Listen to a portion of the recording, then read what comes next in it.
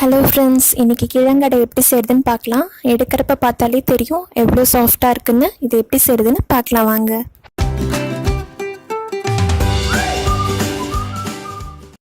கிழங்கு நீங்கள் வாங்கினோன்னே செய்கிறதா இருந்தால் ஓகே. அப்படி இல்லை, நீங்கள் அடுத்த நாள் செய்கிறீங்கன்னா இந்த மாதிரி தண்ணியில் போட்டு வச்சுருங்க. நான் ஒரு 5 மீடியம் சைஸ் கிழங்கு எடுத்திருக்கேன். அதை நல்லா தோல் எடுத்துகிட்டு இந்த மாதிரி கேரட் துருவுறதில் நல்லா துருவி வச்சுக்கோங்க. இதை நீங்கள் ஸ்டோர் பண்ணிட்டு தேவைப்படுறப்ப கூட எடுத்துக்கலாம். மிக்ஸி ஜாரில் ஒரு 6 வரமிளகாய், 2 டீஸ்பூன் கல்லுப்பு, அப்புறம் கொஞ்சம் பெருங்காயத்தூள் இதை அரைச்சிக்கலாம். இதை அரைச்சாச்சு. இதோட ஒரு 1/4 இன்ச் அளவுக்கு இஞ்சி சேர்த்துக்கோங்க. அடைக்க போதும் இஞ்சி போட்டால் தான் நல்லாயிருக்கும், அந்த ஃப்ளேவர் ரொம்பவே நல்லாயிருக்கும். இதோட நம்ம துருவி வச்சுருந்ததெல்லாம் சேர்த்து நம்ம நல்லா அரைச்சிடலாம். இப்போ இது நல்லா அரைச்சாச்சு.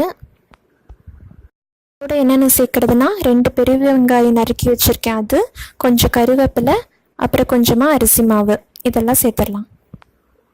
பெரிய வெங்காயம் கருவேப்பிலை சேர்த்துட்டேன். இதோட ஒரு 2 டீஸ்பூன் அரிசி மாவு சேர்த்துக்கோங்க. சேர்த்து எல்லாம் நல்லா கலந்து விட்டுருங்க. இப்போ நல்லா கலந்து விட்டாச்சு. இதே மாவில் பார்த்திங்கன்னா நம்ம வடையும் போடலாம். இப்போ இந்த மாதிரி பெரிய உருண்டையாக உருட்டிக்கோங்க. கல் சூடானதும் நம்ம அதில் தட்டிடலாம். இந்த மாதிரி வச்சுட்டு ஈவனாக ரவுண்டாக வர மாதிரி எல்லா சைடும் தட்டிக்கோங்க. உங்கள் கை சுடுற மாதிரி இருந்துச்சுன்னா நீங்கள் தண்ணி தொட்டு தொட்டு இந்த மாதிரி தட்டிக்கோங்க. முடிஞ்ச அளவுக்கு மெல்லிசாக தட்டலாம், அப்போ தான் நல்லா சாஃப்டாக இருக்கும், நல்லா வெந்திருக்கும். இதுக்கு பார்த்திங்கன்னா கொஞ்சம் அதிகமாக தான் எண்ணெய் தேவைப்படும் நார்மல் தோசையை விட. ஸோ அதுக்கேற்ற மாதிரி ஊற்றிக்கோங்க. முடிஞ்ச அளவுக்கு நீங்கள் மெல்லிசாக தட்டிக்கோங்க. இப்போ நம்ம திருப்பி போட்டுடலாம். திருப்பி போட்டுட்டு கொஞ்சம் அங்கங்கே அந்த கரண்டியாலே குத்தி விடுங்க நல்லா வேகிறதுக்காக. அப்புறமா எண்ணெய் ஊற்றிட்டு கொஞ்சம் நேரம் வெந்தோன்னே எடுத்துடலாம்.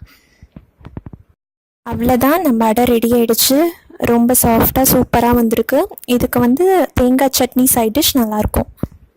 அதே மாவுலே தான் நான் வடை செஞ்சுருக்கேன், பட் அந்த வீடியோ எடுக்க முடியலனால. இந்த ரெசிபி ட்ரை பண்ணி பார்த்துட்டு உங்களோட கமெண்ட்ஸ் எனக்கு சொல்லுங்கள். இந்த வீடியோ உங்களுக்கு பிடிச்சதுன்னா லைக் பண்ணுங்கள், மறக்காமல் சப்ஸ்கிரைப் பண்ணுங்கள். ஆர்த்தி, மறுபடியும் உங்களை வேறு ஒரு இன்ட்ரெஸ்டிங்கான வீடியோவில் சந்திக்கிற வரைக்கும் பை.